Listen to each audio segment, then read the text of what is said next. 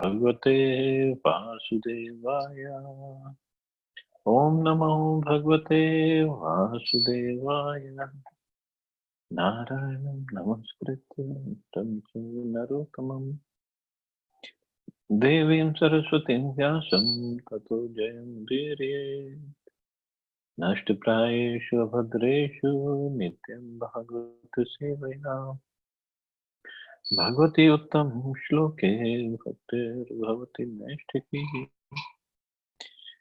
So continuing with the discussion on Srimad Bhagavatam, Canto 2, Chapter 5, The Cause of All Causes, text number 15 onwards. So answering to Narad Muni's question, Brahmaji is first glorifying Krishna, praying to Krishna. Text 15. Narayan para Veda, Deva Narayanam Vijaha, Narayan para Loka, Narayan para Makha. The Vedic literatures are made by and are meant for the Supreme Lord. The demigods are also meant for serving the Lord as parts of his body. The different planets are also meant for the sake of the Lord, and different sacrifices are performed just to please him. So everything is actually there to glorify the Lord, to serve the Lord, to please the Lord. It's everything. Even the Vedas, the demigod, different planets, different sacrifices are supposed to be at the service of the Lord. According to Vedanta Sutra, Shastra Yonitvat, the Supreme Lord is the author of all revealed scriptures. And all revealed scriptures are for knowing the Supreme Lord. Veda means knowledge that leads to the Lord. The Vedas are made just to revive the forgotten consciousness of the conditioned souls. And any literature not meant for reviving God consciousness is rejected at once by the Narayan Para devotees. So Vedas means knowledge, and any knowledge and every knowledge is supposed to be engaged in the service of the Lord. And if it is not, then it is rejected at once by devotees. Such deluding books of knowledge, not having Narayana as their aim, are not at all knowledge, but are the playgrounds of crows who are interested in the rejected refuse of the world. So there was this shloka that came earlier in Bhagavatam, that tirtham ushanti manasa. One means that vayasam tirtham ushanti manasa means the literature which does not glorify the Lord is like place of pilgrimage for the crows, because the crows only gather around at the refuse, at some garbage. So it's considered as garbage by devotees. Any book of knowledge, science or art must lead to the knowledge of Narayana. Otherwise, it must be rejected. That is a way of advancement of knowledge. The supreme worshipable deity is Narayan. The demigods are recommended secondarily for worship in relation to Narayan, because the demigods are assisting hands in the management of the universal affairs. As the officers of a kingdom are respected due to their relation to the king, the demigods are worshipped due to their relation to the Lord. Without the Lord's relation, worship of the demigods is unauthorized, avidhipurvakam, just as it is improper to water the leaves and branches of a tree without watering its root.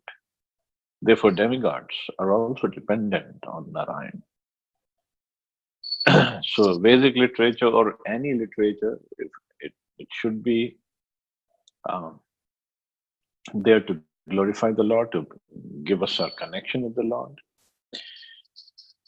The demigods are there, and they are supposed to be worshipped because their boss, the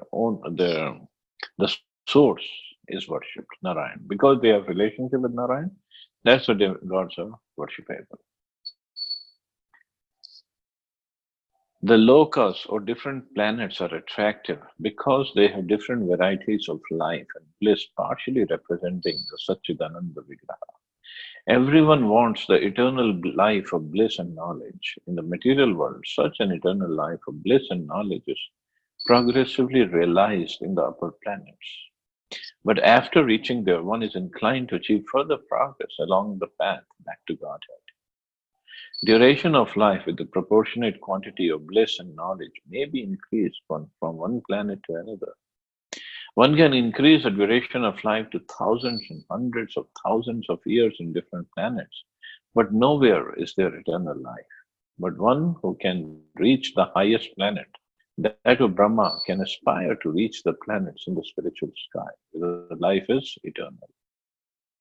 Therefore, the progressive journey from one planet to another culminates in reaching the supreme planet of the Lord, Madham, where life is eternal and full of bliss and knowledge. So all different planets or people, inhabitants of all different planets are actually there meant to serve the Supreme Lord. All different kinds of sacrifices are performed just to satisfy Lord Narayan with a view to reach him. And the best sacrifice recommended in this age of Kali is Sankirtan Yagya, the mainstay of the devotion service of a Narayan Para devotee. So everything, sacrifice also, like Krishna says, Bhuktaram Yagyatapsam Sarva Loka Maheshwaram. He is the enjoyer of the sacrifices. Actually, he is supposed to be. So everything is supposed to be done towards Krishna. Narayan Paro Yogo, Narayan Param Tapaha, Narayan Param Jnanam, Narayan Paragatihi. All different types of meditation or mysticism are meant for realizing Narayan. All austerities are aimed at achieving Narayan.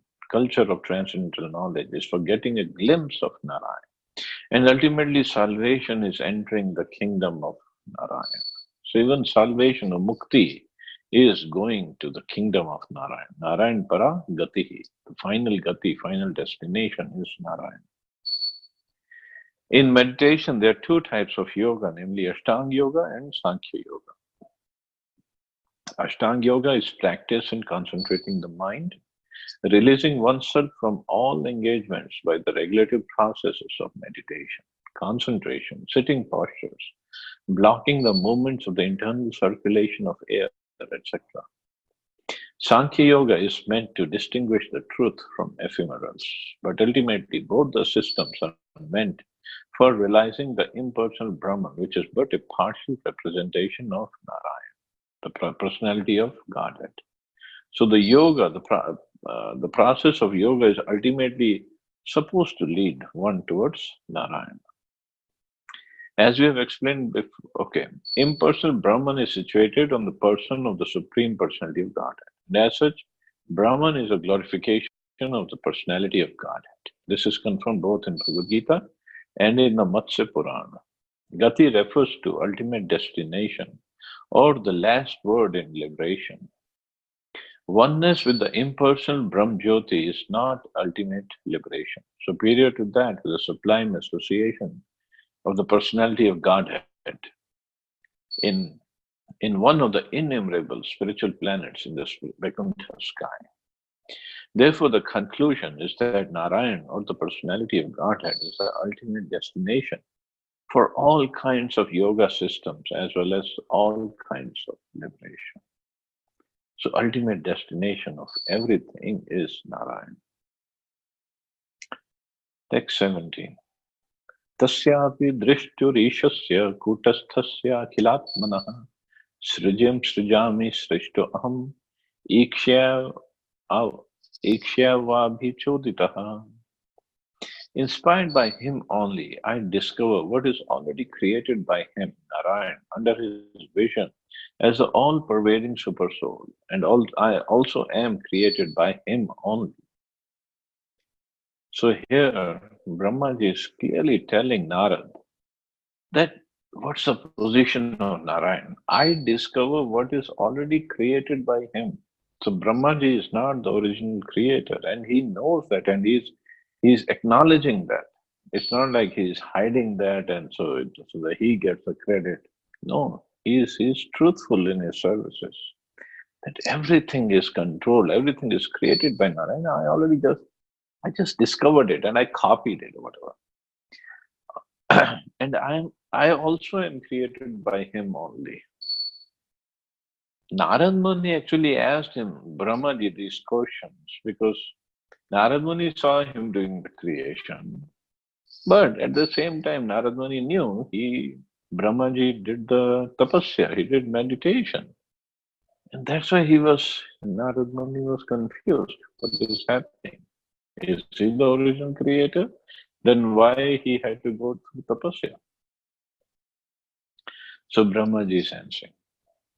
Even Brahma, the creator of the universe, admits that he is not the actual creator, but is simply inspired by Lord Narayan, and therefore creates under his superintendence those things already created by him, the supersoul of all living entities. Two identities of soul, the supersoul and the individual soul, are admitted to be in the living entity, even by the greatest authority of the universe. The supersoul is a supreme lord, the personality of Godhead, whereas the individual soul is the eternal servitor of the Lord. The Lord inspires this individual soul to create what is already created by the Lord. And by the goodwill of the Lord, a discoverer of something in the world is accredited as a discoverer. So Krishna or Paramatma sitting in the heart of a living entity, he inspires the living entity to discover something or to invent something, to create something which has already been created. Just like if we ever go through all these big scientists, like we know Archimedes' principle, he accidentally he hit upon it. He was sitting in his bathtub. He was trying to figure out the how the water displaces any object. So suppose that something is floating in it, how the water keeps it afloat. So it was by accident. He was sitting in his bathtub full of water and he was thinking about it, and then he figured out. All of a sudden, he was so many years he was trying to figure it out, but all of a sudden, and he that's why it is said he ran out of his bathtub almost naked in the street and he was saying, Eureka, Eureka means I found it, I found it. So it's all Krishna sitting as super soul, inspiring that individual soul because of some obviously some qualities of that soul, some karmas. But ultimately everything comes from the super soul or ultimately from Krishna. Like Prabhupada is giving an example here. It is said that Columbus discovered the Western Hemisphere, but actually the tract of land was not created by Columbus. The vast tract of land was already there by the omnipotency of the Supreme Lord. And Columbus, by dint of his past service unto the Lord, was blessed with the credit of discovering America. Why? Because Columbus had done some past service, some pious activities, so he was given this credit. Similarly, no one can create anything without the sanction of the Lord, since everyone sees according to his ability. This ability is also awarded by the Lord according to one's willingness to render service unto the Lord. One must therefore be voluntarily willing to render service unto the Lord, and thus the Lord will empower the doer in proportion to his surrender unto the lotus feet of the Lord. So one must be voluntarily willing to render service. And Krishna, what he does, as much as we surrender, ye yatha mam prapadyante, as much as we are willing to surrender or we surrender, he gives us the, the power accordingly. Lord Brahma is a great devotee of the Lord. Therefore, he has been empowered or inspired by the Lord to create such a universe as the one manifested before us. So, in this universe, Brahmaji is the most surrendered devotee. So, see what kind of power he was given, or what kind of mercy, inspiration he was given by God. So, he created the whole universe.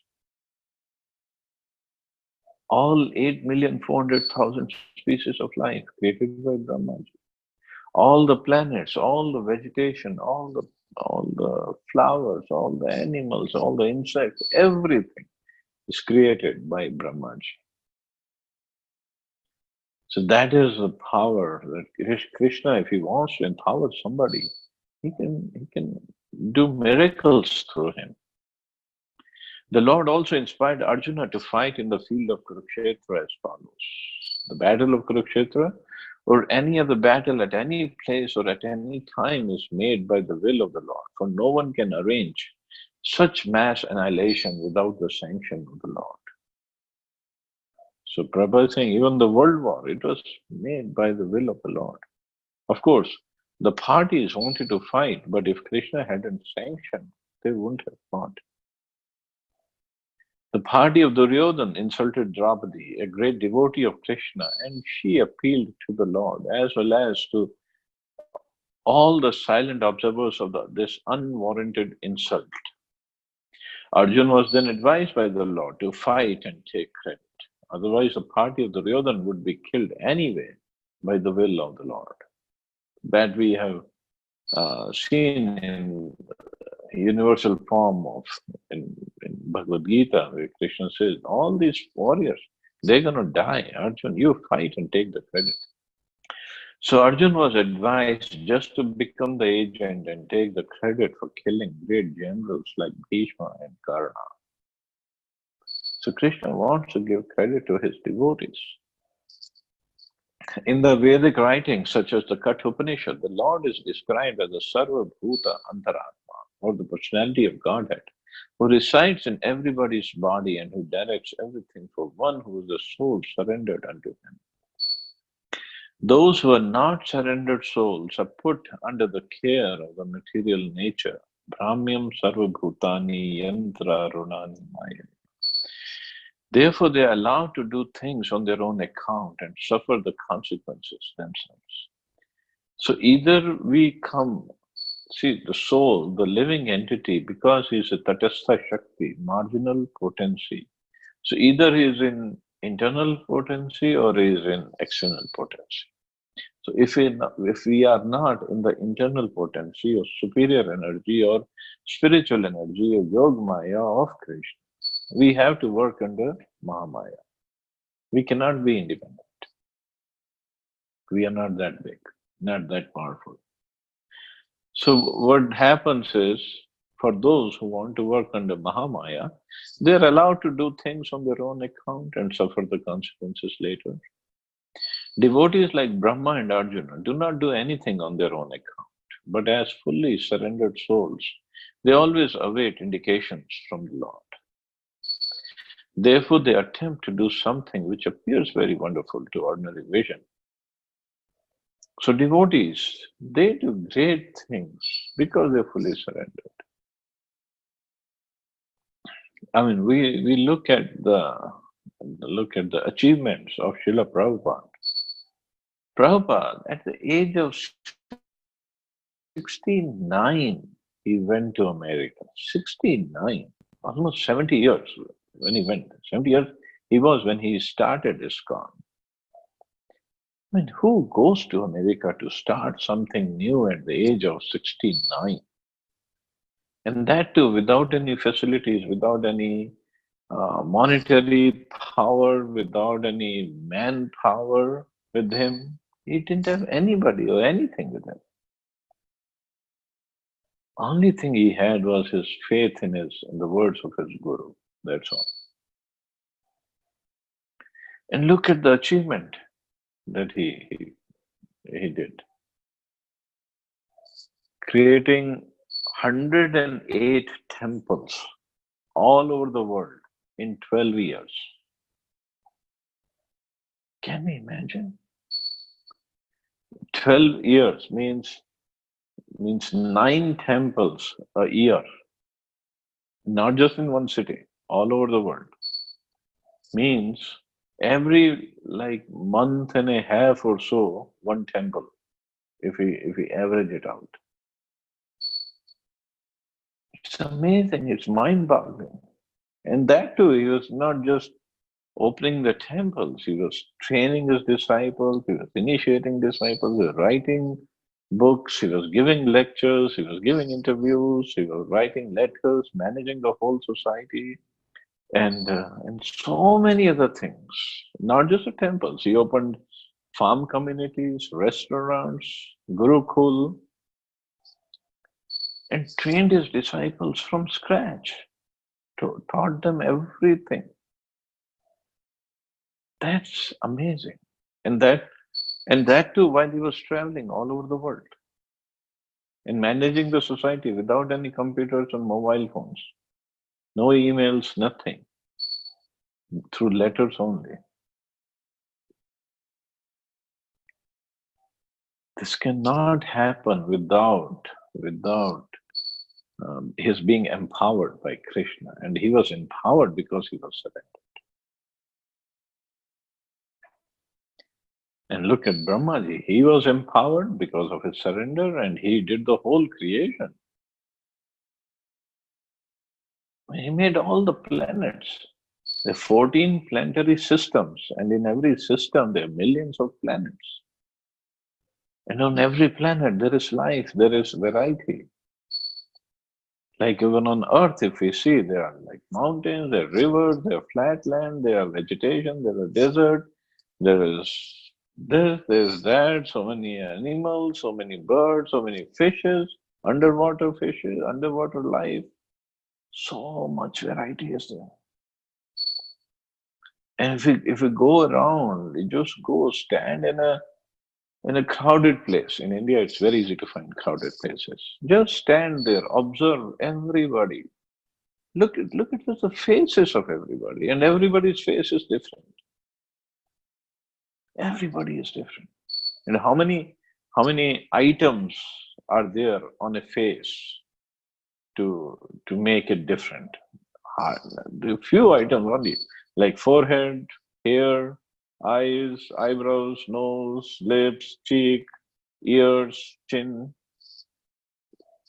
color of the skin. There are not a whole lot of items on a face. And there's what, 7 billion people in the world with different faces. How is it possible to make so much of variety in few items only? But he has done that.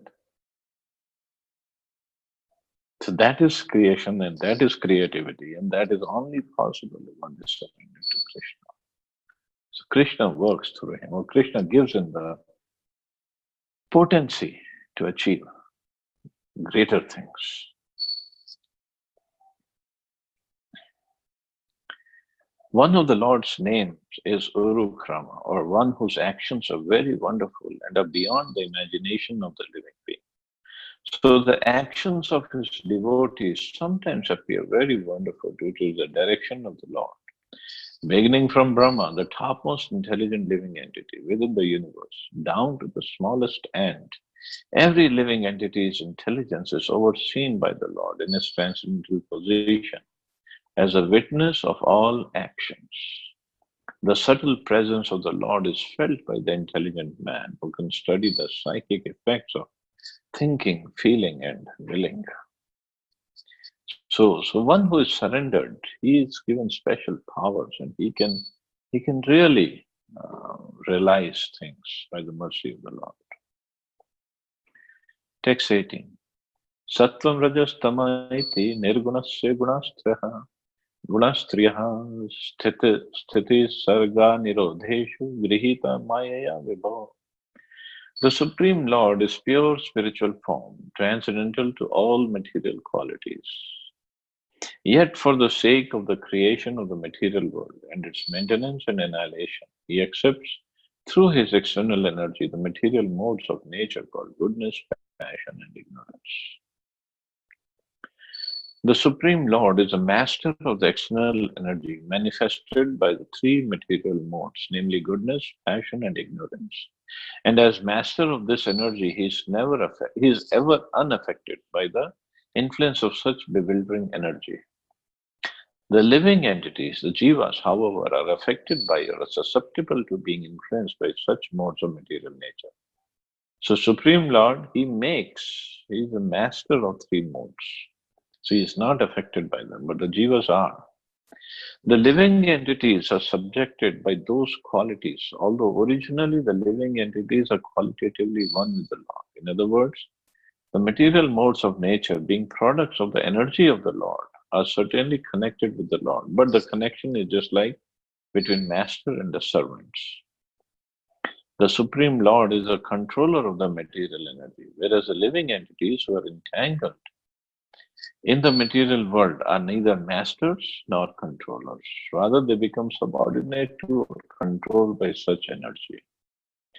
Factually, the Lord is eternally manifested by his internal potency of spiritual energy, but at times he creates a material energy as the sun creates a cloud in the clear sky.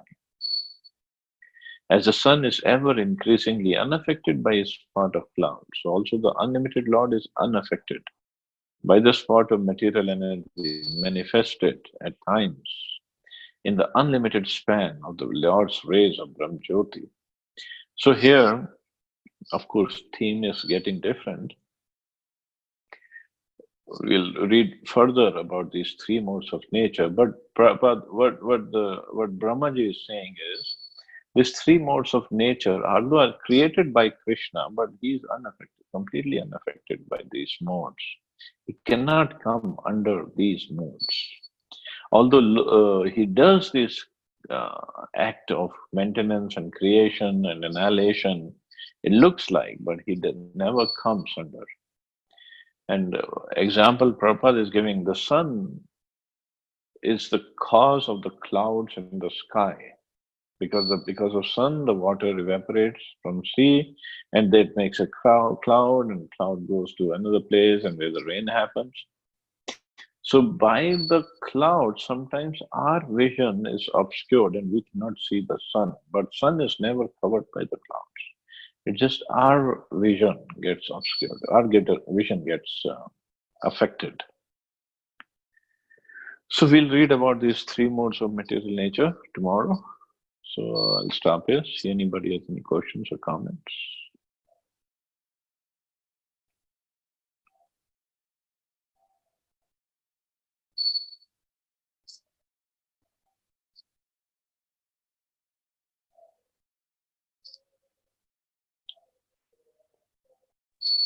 Thank you very much, Prabhu, for the nice class. Thank you. Thank you. Hare Krishna Prabhuji. I have one question. Okay. Sure. Yeah, so sometimes when we go through difficult times, so our dependency on the Lord increases. We think about Him a lot and we chant about Him a lot. And as soon as we are able to go through that situation, so there is a feeling of taking it for granted comes, like now I have so much taken His name, so I can compensate it with not taking His name for a certain duration to just equate all that. So how to overcome that part? Well, we should read Queen Kunti's prayers where she asks for more and more troubles. Vibda Santuta Shashvat. So she says, give us more and more troubles, because when we have these troubles, then we always think of you, and when we think of you, you are always with us. So that mood should be there.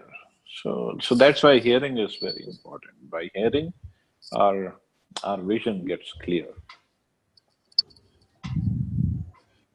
Okay, Hearing thank you. means hearing also means reading Prabhupada's books, not just hearing the classes. And one should read Prabhupada's books regularly. Okay. Thank you, Prabhuji. Okay. Thank you, Prabhupada. Any other question or comment?